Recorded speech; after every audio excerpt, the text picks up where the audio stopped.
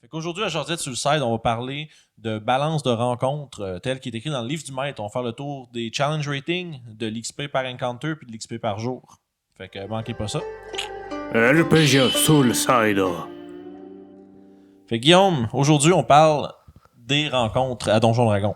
Tel qu'il est écrit dans le livre du maître, essentiellement. Là. Comment faire ça comme du monde? Ouais, c'est surtout plus pour les gens à la maison, là, c'est beaucoup plus un système de, on va dire, vague, mais quand même qui te sert un peu, en anglais, c'est un ballpark, avoir une genre de marge. Une bonne idée de comment faire ça. Ouais, une bonne idée des marges dans lesquelles tu peux envoyer tes aventuriers.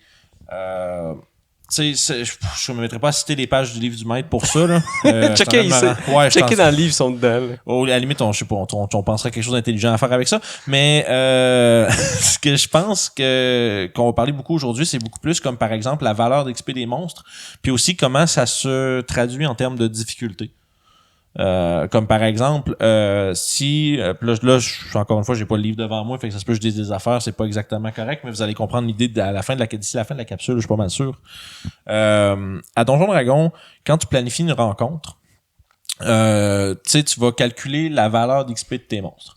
Par exemple, un monstre qui est challenge rating 1 vaut 200 d'XP, challenge rating 2 450 par exemple. Fait que ça veut dire que mettons on fait un fight là avec un ogre. Puis là, j'ai pas de mon CR1 en tête. Là. Non, un ogre, c'est 2. C'est 2? Ah, mais mettons un ogre puis 2 bébés de CR1. Des gnolls, mettons. Des gnolls, c'est... non, des bugbears. Bugbears, c'est ça. Peu importe. L'idée, c'est que t'as 2 fois 200 puis 1 fois 450, OK? Ça te fait 850 d'XP. Fait que là, la question... Là, tu dis, OK, ouais, ça vaut... Ça, c'est l'XP que tu vas donner, mettons, au joueur en imaginant que tu joues avec l'XP, là, le système d'XP par monstre.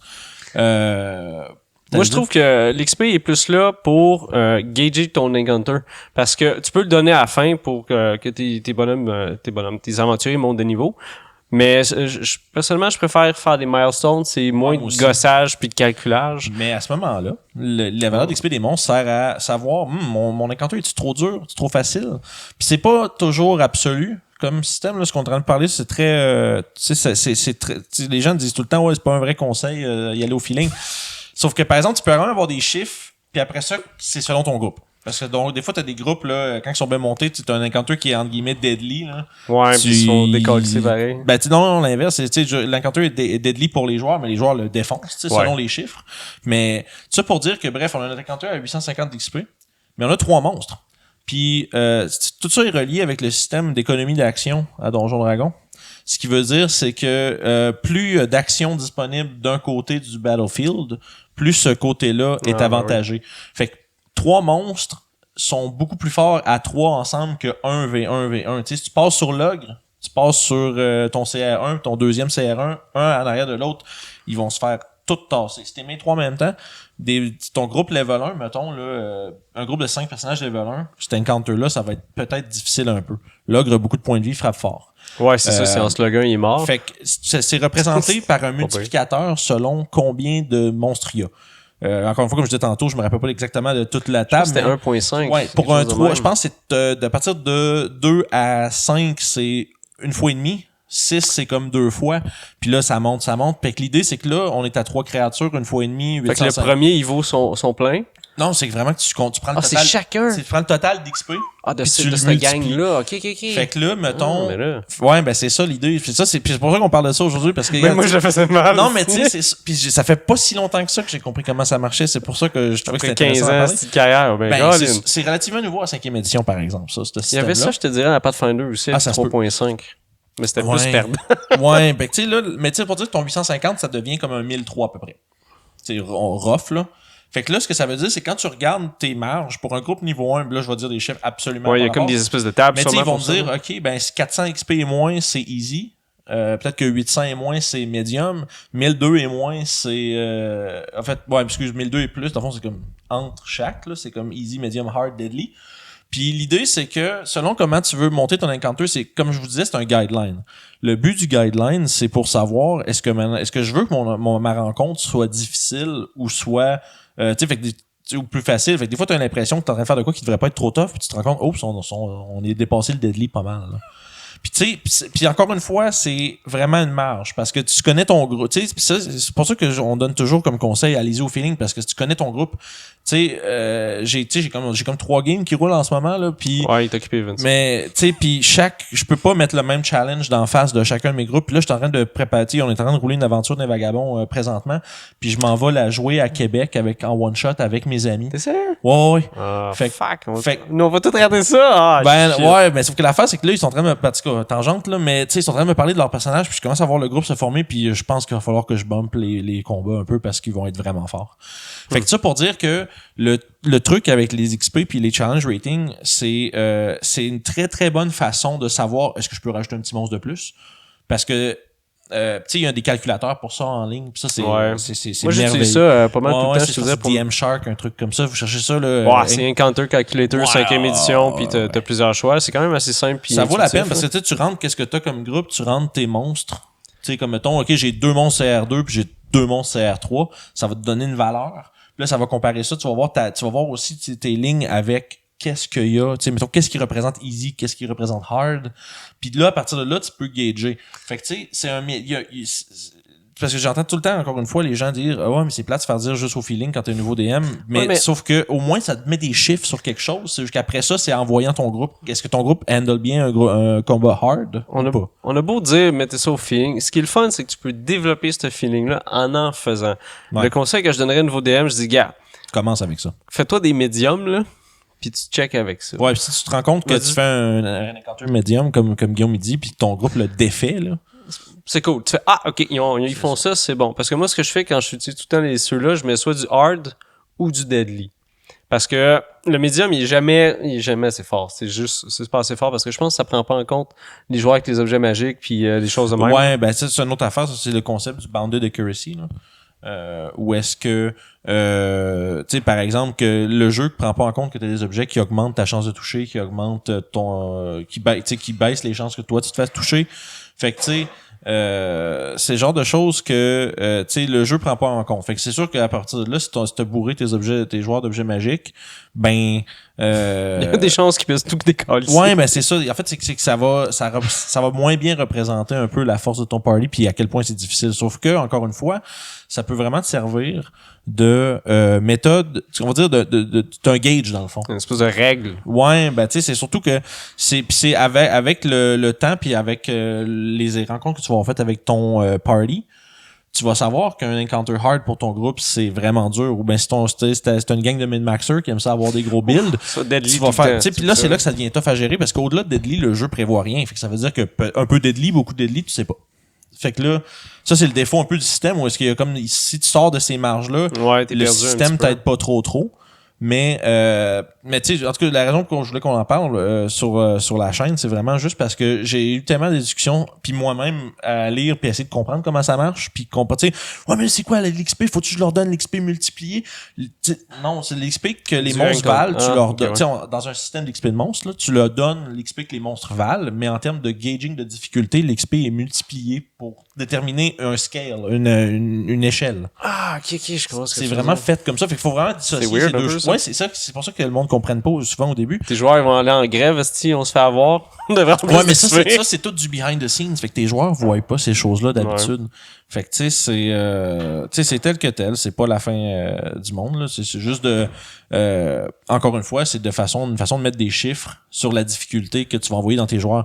Puis tu peux t'attendre à ce qu'un encounter médium ton groupe passera pas bien de ressources dedans, va peut-être perdre un peu de vie. Ouais. Mais va pas, tu sais, le mage bossera pas des gros spells, le fighter bossera pas son action surge, le barbare va peut-être pas rager pour, tu sais, c'est... Parce que tes joueurs sont smart, parce qu'ils savent qu'ils ont des choses... Fait que tes joueurs sont smart. Mettons. En tout cas, moi, je suis habitué à jouer avec des gens smart.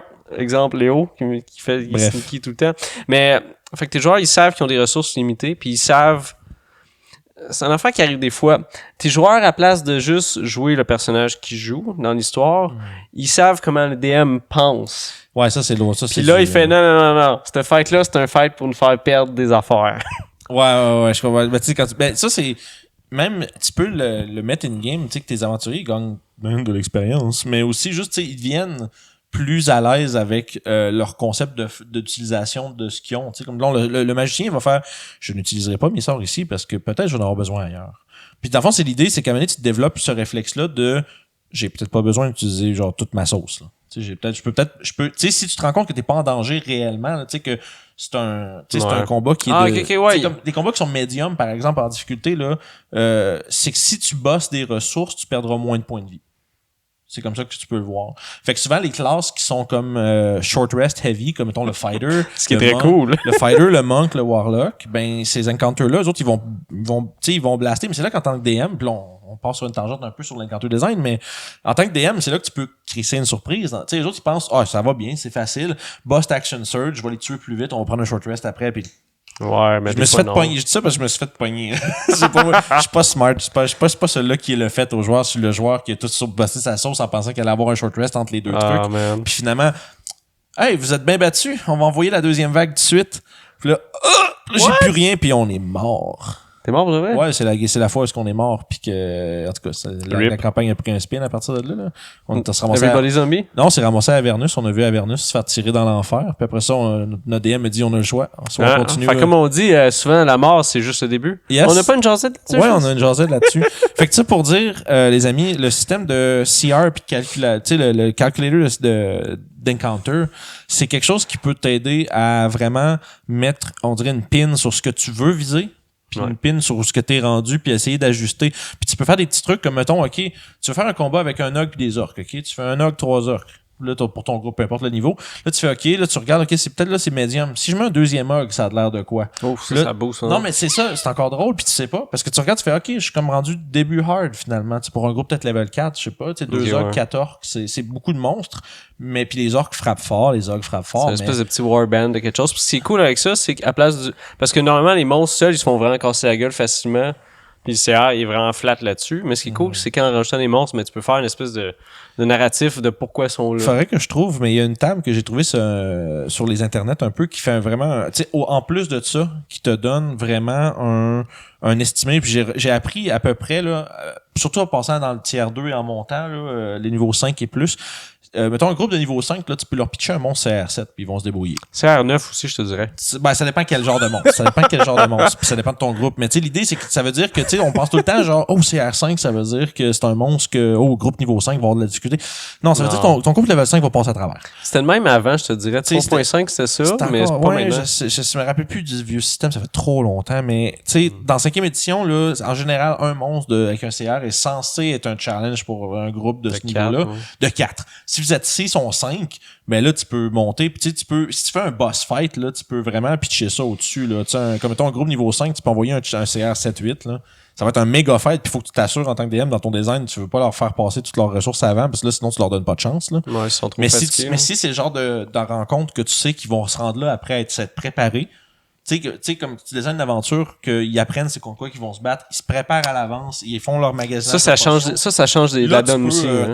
C'est ça. Tu peux craquer parce que si tes aventuriers ont un avantage quelconque, ça change ton ça change ton CR aussi. C'est comme si tes monstres seraient désavantagés, mettons ils font un ambush ou ils ont des gens en renfort ou whatever là. Puis je suis sûr qu'il y a des gens qui ont compilé une genre de façon mathématique dans ce système-là de prendre ça en compte. Comme est-ce que tes monstres sont en ambush? Oui, on rajoute peut-être un multiplicateur 0.5 de plus, je sais pas. Tu sais, il y a des choses, il y a des façons de le faire. Peut-être que vous-même, vous allez développer vos propres trucs. Tu sais, te rendre compte que, OK, ben, je vais appliquer un multiplicateur pour tes conditions. Si t'es en embuscade, si les joueurs sont en embuscade, ça va être plus facile. Fait que tu peux, tu sais, le but, c'est d'avoir un genre d'idée brute de si ça va être trop difficile ou pas.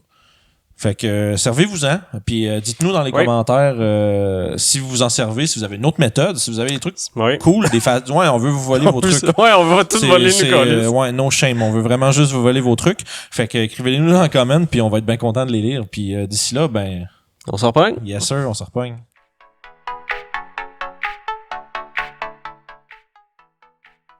Alors, je dois être ici. On m'a demandé de dire il faut vous abonner, il y a un bouton ici.